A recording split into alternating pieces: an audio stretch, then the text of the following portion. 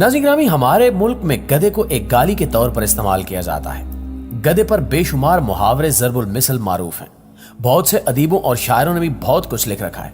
लेकिन क्या आप जानते हैं कि गधे को अल्लाह ने क्यों पैदा फरमाया? गधे का गोश्त पहले हलाल था तो इसे हराम क्यों करार दिया गया? और चीन जैसा बड़ा मुल्क गधे खरीद कर इनसे कौन सा खतरनाक काम सरअंजाम देता है? इन सब सवालों के जवाब हम आज की इस वीडियो में जानने की कोशिश करेंगे। लिहाजा आपसे गुजारिश है कि वीडियो को शुरू से लेकर आखिर तक जरूर देखिएगा।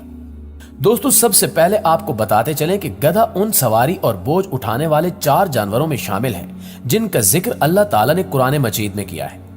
इरशाद बारी ताला है, उसने जानवर पैदा किए जिनमें तुम्हारे लिए लिबास और खुराक भी है और तरह तरह के दूसरे फायदे भी। इनमें तुम्हारे लिए जमाल है, जबकि सुबह तुम इन्हें चरने के लिए भेजते हो और जब शाम इन्हें वापस लाते हो वो तुम्हारे लिए बोझ ढोकर ऐसे मकामात तक ले जाते हैं जहां तुम सख्त जानफिशानी के बगैर नहीं पहुंच सकते।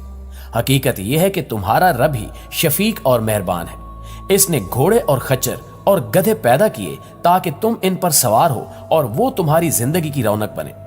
वो और बहुत सी चीजें तुम्हारे फायदे के लिए पैदा करता है जिनका तुम्हें इल्म नहीं। याद रहे कि आलमी इदारों की रिपोर्ट के मुताबिक दुनिया भर में 4 करोड़ गधे हैं और सबसे ज्यादा गधे पाकिस्तान, चीन, भारत, सूडान, चाड, मैक्सिको और इथियोपिया में पाए जाते हैं।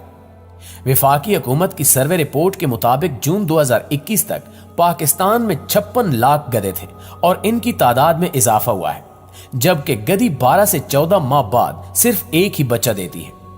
गधों की फजीलत यह है कि गधा अंबिया और रसूलों की सवारी रही है। यहां तक कि हजूर अकरम सल्लल्लाहु अलैहि वसल्लम की मिल्कियत में भी 2 गधे थे। एक का नाम अफीर और दूसरे का नाम यफूर था। यफूर आप सल्लल्लाहु अलैहि वसल्लम को खैबर से मिला था और इसने आप सल्लल्लाहु अलैहि वसल्लम से कलाम किया था कि या रसूल अल्लाह, मेरा नाम ज़ियाद बिन शहाब है और मेरे बाप दादों में से 60 ऐसे गधे गुजरे हैं जिन पर नबियों ने सवारी फरमाई है। मेरी ख्वाहिश है कि आप भी मुझ पर सवारी करें और आपके बाद कोई और मुझ पर सवार ना हो। आप सल्लल्लाहु अलैहि वसल्लम ने उस पर सवारी फरमाई और उसके बाद कोई उस पर सवार नहीं हुआ और आप सल्लल्लाहु अलैहि वसल्लम की रहलत के बाद वो कुएं में गिरकर हलाक हो गया।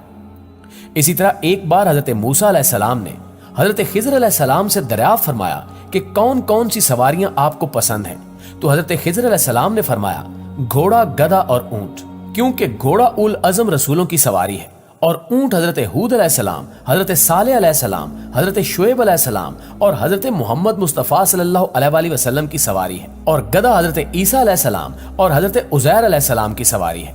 और मैं क्यों ना इस चौपाए गधे से मोहब्बत रखूं जिसको मरने के बाद अल्लाह ताला ने जिंदा फरमाया। गधे को अल्लाह ने इंसानियत की खिदमत के लिए बनाया है कि वो सवारी और बोझ उठाने के काम आए और वो अपनी जिम्मेदारी ऐसन तरीके से अंजाम दे रहा है। सुबह से शाम तक काम में लगा रहता है। कभी बोझ उठाकर पहाड़ों पर ले जाता है, कभी सहरा में, कभी बाजारों में, कभी खेतों खलियानों में, मंडियों में कच्चे पक्के रास्तों पर रवां दवा रहता है।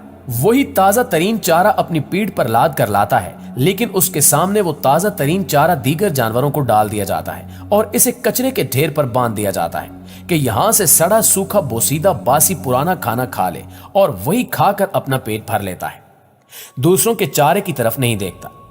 हजरत अबू हुरैरा रज़ी अल्लाह ताला अन्हु रिवायत करते हैं कि नबी करीम सल्लल्लाहु अलैहि वसल्लम ने फरमाया कि जब मुर्ग की आवाज सुनो तो अल्लाह से उसका फजल मांगो, क्योंकि वो उस वक्त बोलता है जब उसे कोई फरिश्ता नजर आता है। और जब गधे के हींगने की आवाज सुनो तो शैतान मरदूद से अल्लाह की पनाह मांगो, क्योंकि वो उस वक्त शैतान को देख रहा होता है। नाज़रीन, इस जानवर के बारे में कहा जाता है कि ये पहले हलाल था लेकिन फिर हराम कर दिया गया।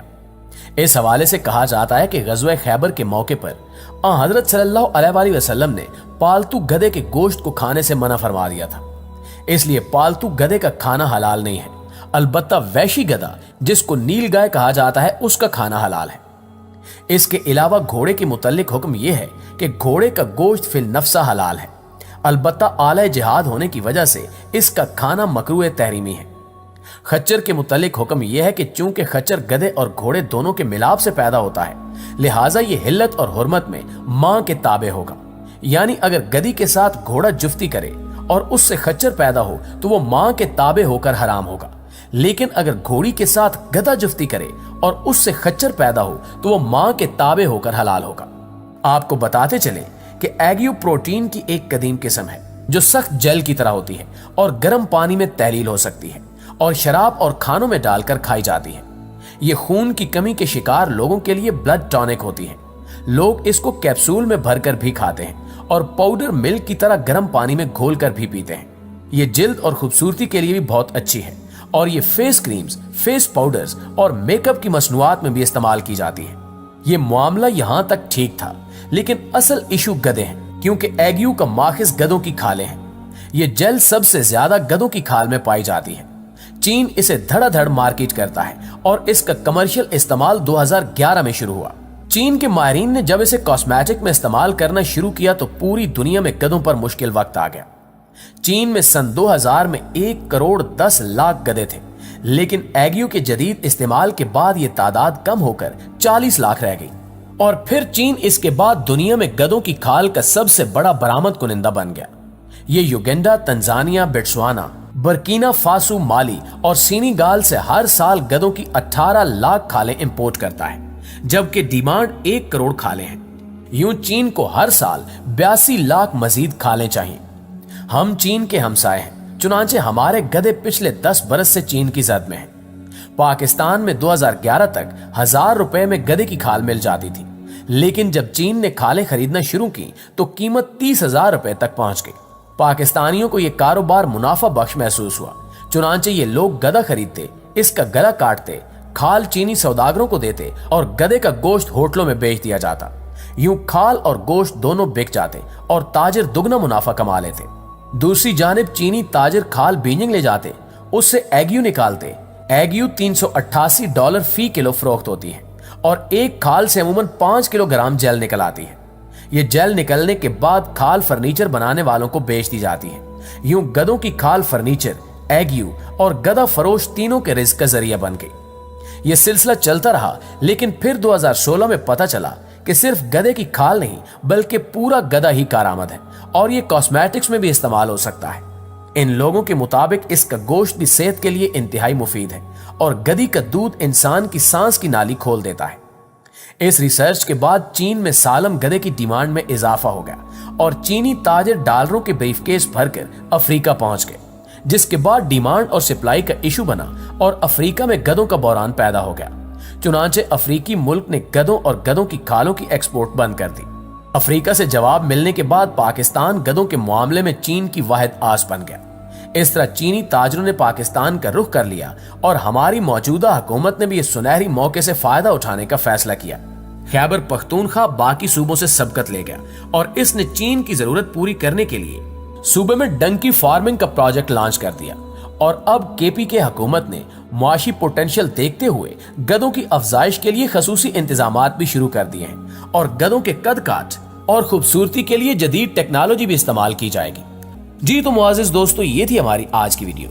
इस हवाले से आप दोस्तों की राय क्या कहती है कमेंट करके हमारे साथ शेयर जरूर कीजिएगा। इंशाल्लाह आपसे मुलाकात होती है अगली वीडियो में। तब तक अपना ख्याल रखिए। अल्लाह निगहबान।